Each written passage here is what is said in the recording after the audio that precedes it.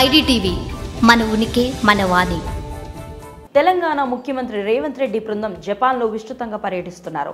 హైదరాబాద్ను కాలుష్య రహిత నగరంగా మార్చాలని ప్రయత్నాలు చేస్తున్న సీఎం జపాన్లోని కిటాక్యాషా నగరాన్ని సందర్శించారు. అలాగే ఎకోటౌన్ ఏర్పాటుకు సంబంధించి అంతర్జాతీయ స్థాయి సంస్థలతో ఒప్పందాలు కుదుర్చుకున్నారు. రాష్ట్రంలో పెట్టుబడులకు ఉన్న మరిన్ని అవకాశాలను వివరించి జపాన్ సంస్థల యాజమాన్యాలను రాష్ట్రానికి తీసుకొచ్చేలా సన్నాహాలు చేస్తున్నారు. అలాగే తెలంగాణ యువతకు జపాన్లో ఉన్న ఉద్యోగ అవకాశాల గురించి కూడా చర్చించారు.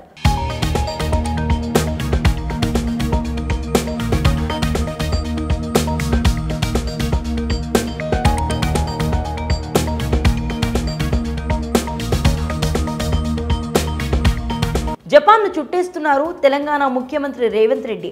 అక్కడ మన రాష్ట్ర యువతకు ఉన్న ఉపాధి అవకాశాలు పరిశీలించడమే కాక జపాన్ పారిశ్రామిక సంస్థలను తెలంగాణకు రప్పించేందుకు కూడా విస్తృతంగా కూడా ఆయన ప్రయత్నాలు చేస్తున్నారు. ఈ క్రమంలోనే గతంలో పారిశ్రామిక కాలుష్యం ఇబ్బంది పడి ఇప్పుడు పొల్యూషన్ లేని నగరాల్లో ఒకటిగా ఖ్యాతిగణించిన కిటాక్యాషా నగరాన్ని సందర్శించారు. ప్రపంచంలోనే పరిశుభ్ర నగరాల్లో ఒకటిగా కిటాక్యాషా ఎలా ఎదిగిందన్నది అధ్యయనం చేశారు. ఆ నగరం మేయర్ టెకోచితో సమావేశమై పూర్తి వివరాలు తెలుసుకున్నారు. ఈ రెండు నగరాల మధ్య విమానాల రాకపోకలపై చర్చలు చేశారు. అక్కడితో ఆగని ముఖ్యమంత్రి తెలంగాణలో జపనీస్ కళాశాల ఏర్పాటు చేసి హైదరాబాద్లో ఎకోటౌన్ ఏర్పాటు ప్రతిపాదనపై EX Research Institute, P9 LLC, Nippon Steel Engineering, New Chemical Trading, Amita Holdings వంటి అంతర్జాతీయ స్థాయి సంస్థలతో ఒప్పందాలు కూడా కుదుర్చుకున్నారు. ఈ సందర్భంగా రాష్ట్ర ప్రభుత్వ ఉన్నతాధికారులు, ఆయా సంస్థల ప్రతినిధులు కూడా సంబంధిత పత్రాలపై సంతకాలు చేసుకున్నారు.